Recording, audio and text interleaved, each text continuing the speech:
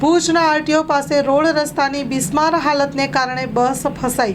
તંત્ર દ્વારા ગટર અને પાણીની લાઇન માટે કામ કરવામાં આવતું હોય છે, ત્યારબાદ રોડની પરિસ્થિતિ એની એ જ મૂકી દેવામાં આવતા વરસાદી ઋતુમાં રોડની અતિ ગંભીર અને બિસ્માર હાલત થતાં વાહનો અટવાઈ જાય છે।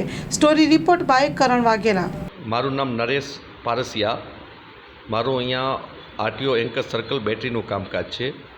આપણે અહીંયા અમને એક મોટો પ્રોબ્લેમ છે, રસ્તાની બાજુમાં જે સાઈડ ઉપર બધી નળ એન્ડ જળ વ્યવસ્થા જે ગવર્મેન્ટની હતી એની અંદર નવું લાઈન નાખેલી છે, એની અંદર અમારી લાઇનની બાજુમાં બધી જગ્યા બેસી ગઈ છે।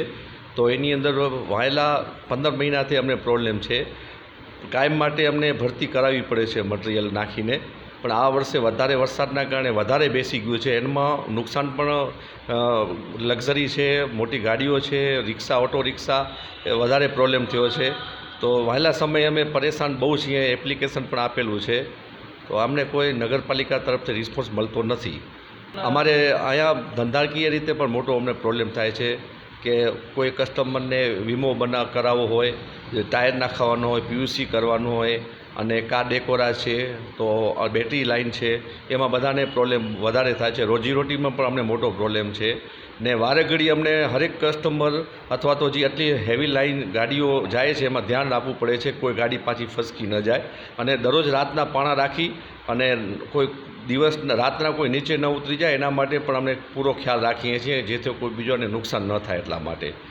ટુરિઝમની પણ ઓફિસો ચંદ્રમૌલી ટ્રાવેલ્સ છે, એવી ટૂર એન્ડ ટ્રાવેલ્સ પણ અહીંયાથી ઉપડે છે, અને બધીઓ luxury Ahmedabad, Mumbai, Indore, all over અહીંયાથી લક્ઝરી બધી ઉપડે છે। તો ટુરિઝમમાં પણ મોટો પ્રોબ્લેમ અમને અહીંયા થાય છે। હરેક ટુરિઝમ અહીંયા જ ઉતરે છે, આરટીઓ સર્કલ ઉપર છે।